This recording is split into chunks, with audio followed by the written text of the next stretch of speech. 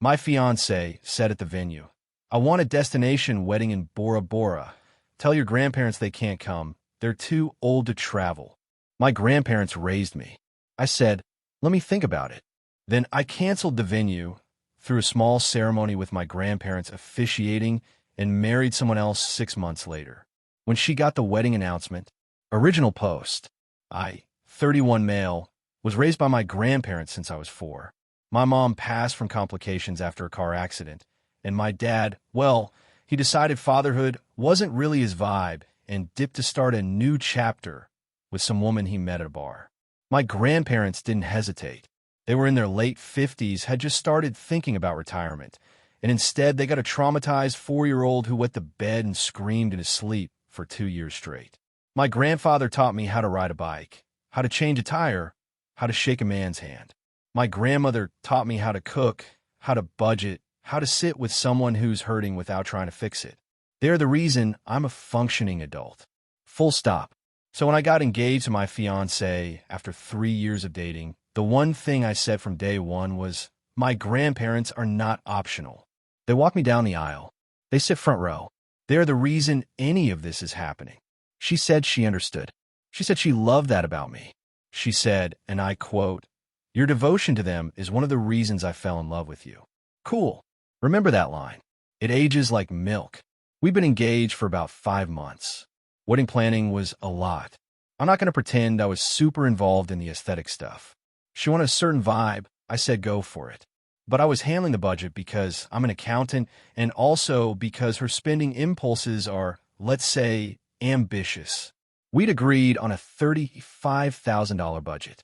Her parents were contributing $10,000. My grandparents insisted on giving us $8,000, which I tried to refuse, but my grandmother literally said, "You will take this money or I will be offended until I die." And the rest was from our savings. We'd already put a deposit on a venue. Nice place. Indoor, outdoor, capacity for 150, 20 minutes from my grandparents' house. Perfect. Then one Saturday, we're at the venue doing a walkthrough with the coordinator, and my fiancée gets this look on her face.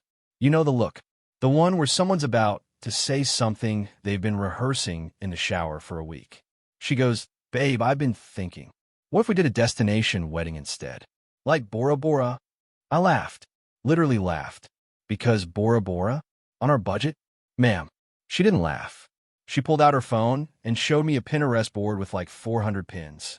Overwater bungalows, sunset ceremonies, the whole fantasy. She'd been planning this parallel wedding in her head for weeks apparently. I said, "That's beautiful, but that's like $80,000 minimum. We don't have that." She said her parents would probably increase their contribution and that we could figure it out. Then she said the thing. And honestly, babe, it would solve the guest list problem. We could keep it small, like really small. And your grandparents, I mean, they're in their 80s. The flight alone is like 15 hours with a layover. It's not realistic for them. We'd be doing them a favor by not putting them through that. You could just FaceTime them during the ceremony. FaceTime them.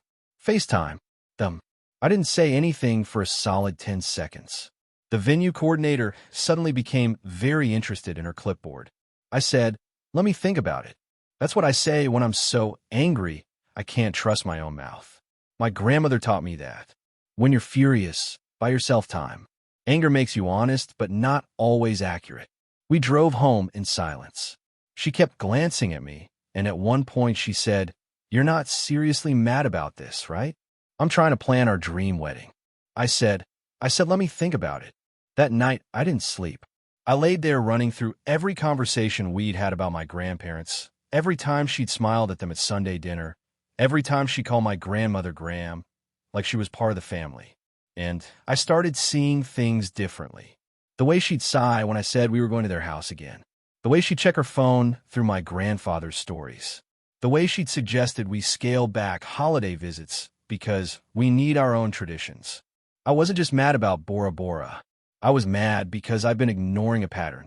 The next morning, I called the venue and asked about the cancellation policy.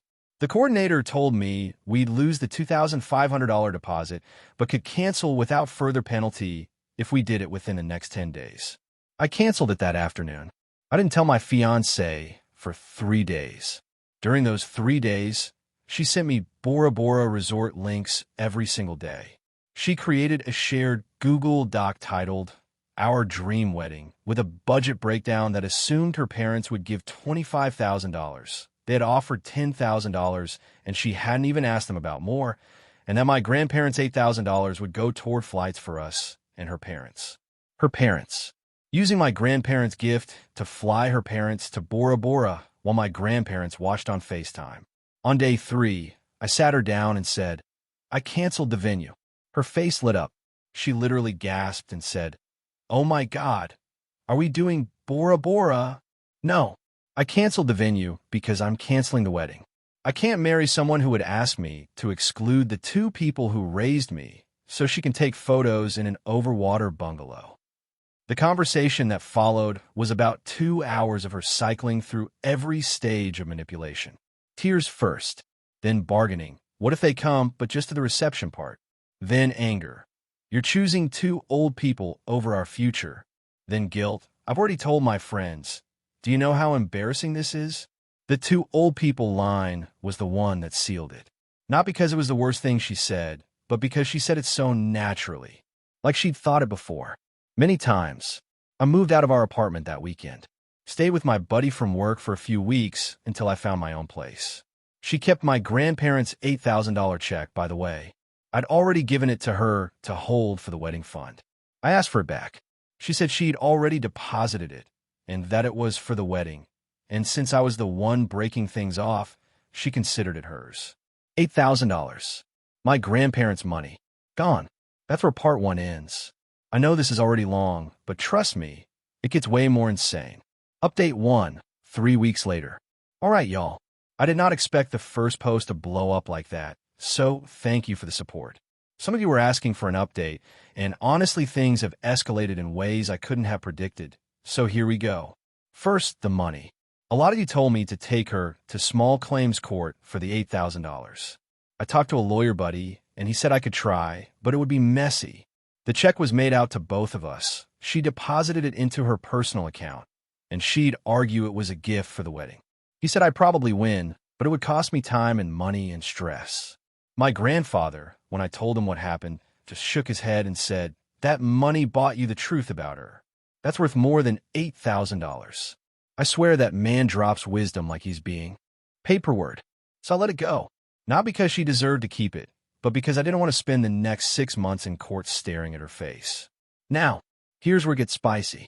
About a week after I moved out, I started getting texts from her mother. Not angry texts at first, more like passive-aggressive wellness checks. Just checking on you, sweetie. We're all so worried. She's barely eating. Then, I hope you know what you've done to our family. Then, my personal favorite. Her father and I spent $10,000 on this wedding, and you just threw it away like it was nothing. Ma'am, you spent $10,000 on a wedding your daughter torpedoed by trying to exclude my elderly grandparents. Direct your complaints accordingly. But it didn't stop there.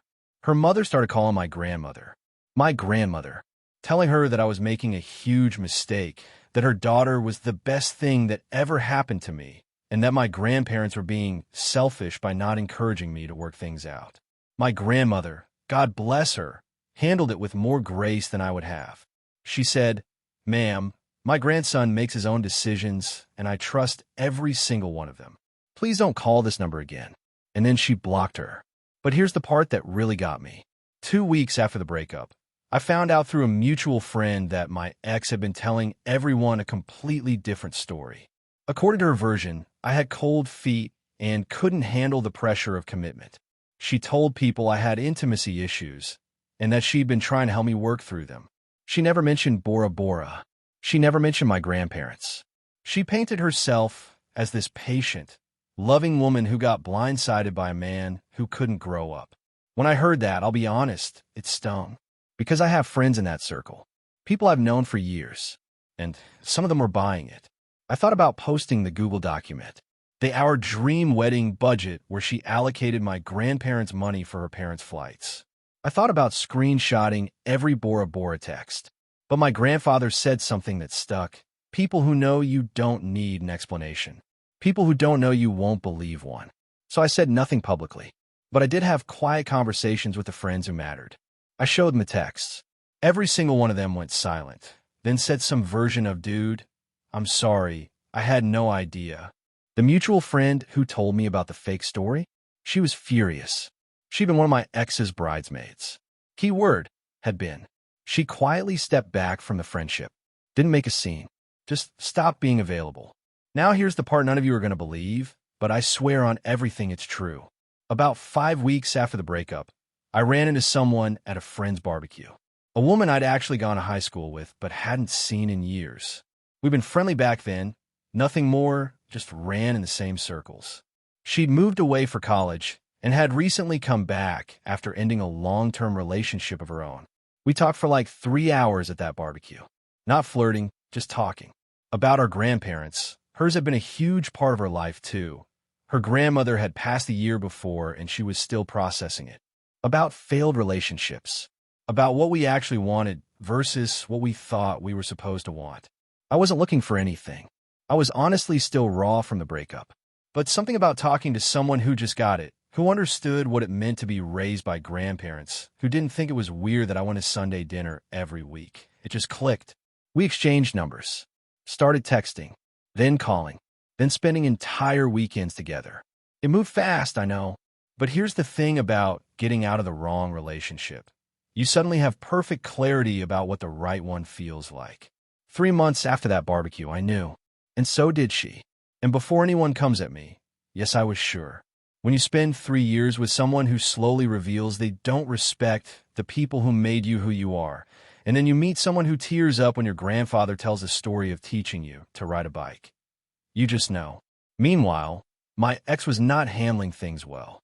She'd burned through most of her friend group with the fake story because eventually the truth got around. The bridesmaid who stepped back? She told 2 other people. Those people told others. Nobody confronted my ex directly, but the invitations stopped coming. The group chat went quiet. She went from being the poor, heartbroken bride to being the girl who tried to ban her fiancé's grandparents from the wedding. Her mother doubled down. She actually showed up at my grandparents' house one afternoon. Just showed up. My grandfather answered the door, and she launched into this speech about how I was ruining her daughter's life, and that my grandparents had poisoned me against a good woman. My grandfather, and this is the part that makes me laugh every time, just said, "Ma'am, you're on my porch uninvited. That's more than your daughter would have allowed my wife and me at the wedding. Have a nice day." And close the door. Have a nice day. This man is undefeated. She banged on the door for another 5 minutes. My grandmother called the non-emergency police line. An officer came out, explained trespassing to her like she was 5, and she left. No charges, just a warning. But the officer's report exists, and that matters later. Here's where the money thing comes back. Remember how she kept the $8,000? Well, around this time, I found out from the mutual friend network that she'd used that money for a girl's trip. A girl's trip. My grandparents' $8,000. The money they pulled from their retirement savings to help their grandson start a marriage, funded bottle service, and beach cabanas for my ex and 3 friends. When that detail reached my grandmother, it was the only time I've ever seen her cry about the whole situation. Not angry tears, just this quiet, hurt disappointment. She said, "I saved that money thinking it would help build your home." That moment? That was when I stopped feeling any guilt about how things went down. Update 2, 4 months later. Okay, final update. Buckle up, because this is the one y'all have been waiting for. So remember the woman from the barbecue? 4 months of dating, and it was the healthiest, most honest relationship I'd ever been in. She met my grandparents on our 3rd date, my choice. She was nervous about it being too soon, but I told her these are my parents and I don't hide important people from each other. My grandmother pulled me aside after dinner and said, "That one has a good heart. Don't mess it up." My grandfather just nodded, which from him is basically a standing ovation. At 5 months, I proposed. Simple. At my grandparents' kitchen table after Sunday dinner. She cried. My grandmother cried. My grandfather did not cry, but his eyes were irritated from allergies, which is what he says every time he gets emotional. We planned the wedding in 3 weeks. 3 weeks. No venue coordinator. No Pinterest boards. No destination nonsense. We did it in my grandparents' backyard. The same backyard where I learned to throw a football, where my grandmother taught me to plant tomatoes, where my grandfather and I built a terrible birdhouse that still hangs crooked on the fence. 26 guests. My grandfather officiated. He got ordained online, and he took it more seriously than any ordained minister I've ever met. He wrote his own ceremony. He talked about what marriage actually means, not the Instagram version, but the holding someone's hand in the hospital at 3 a.m. version. There wasn't a dry eye. Even my buddy from work, who once told me emotions are just chemicals, was wiping his face with his sleeve. My grandmother made the cake. 3 tiers. Lemon with cream cheese frosting, which has been my favorite since I was 6. My wife still feels wild to type that. Wore a dress she found at a consignment shop for $200 that looked like it cost 10 times that. I wore my grandfather's suit from his own wedding in 1965. It needed exactly 0 alterations, which my grandmother says is proof that God planned this. Total cost of the wedding, about $3,400. And that includes the food, which we catered from a local barbecue place, because why pretend we're fancy when we're not? It was the best day of my life. Not because it was perfect in the way magazines define perfect, but because every single person there genuinely wanted to be there. Because my grandfather's voice cracked when he said, "I now pronounce you husband and wife," and my grandmother grabbed my wife's hand and said, "Welcome to the family, sweetheart. We've been waiting for you." Now, the fallout. We didn't announce the wedding on social media. We didn't post photos.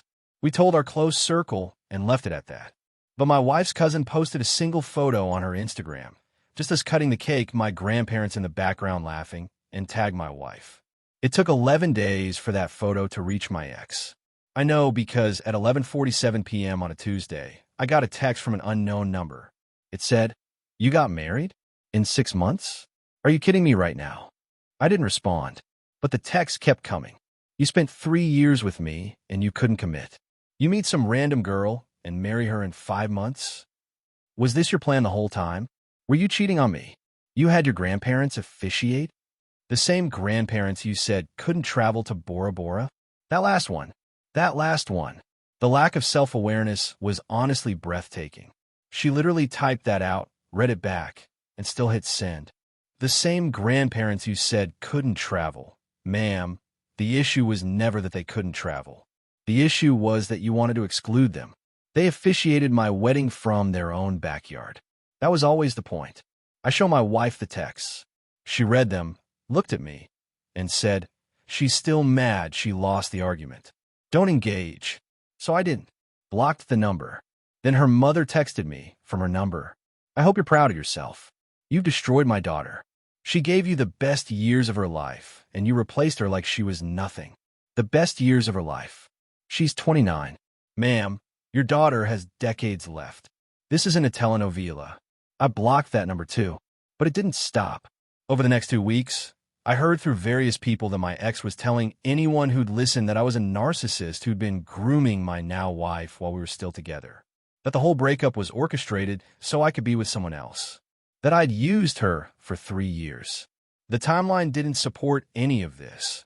I met my wife 5 weeks after the breakup at a barbecue with witnesses, but she wasn't interested in timelines. She was interested in being the victim. Here's the thing, though. By this point, she'd already lost most of her credibility.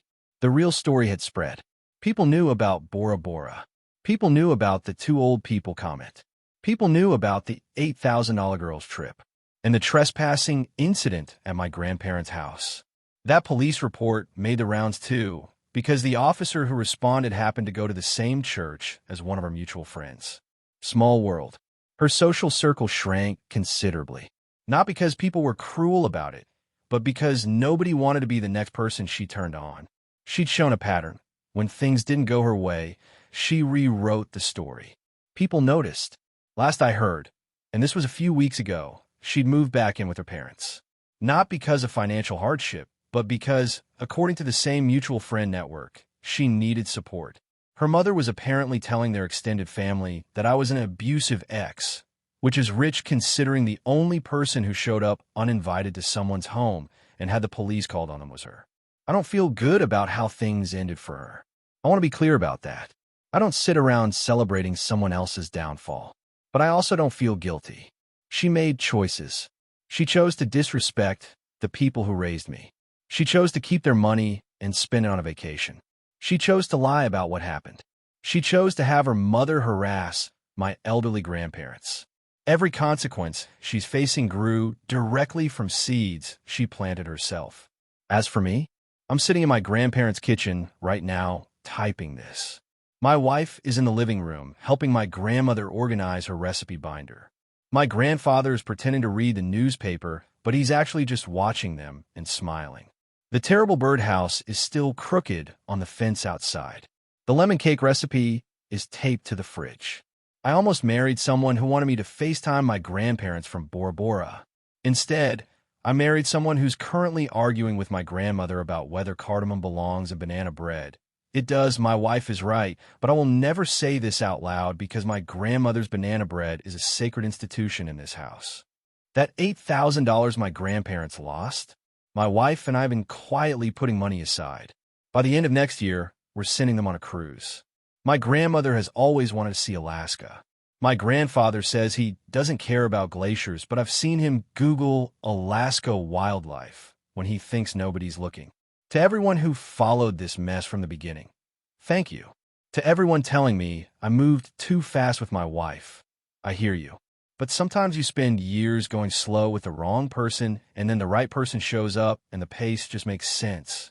And to my grandparents, who will never read this because my grandfather thinks Reddit is that website where people argue about video games. Thank you for raising me. Thank you for teaching me that love isn't a destination wedding. It's showing up. Every Sunday, every crisis, every terrible birdhouse. I'm done posting about this. Time to go live it.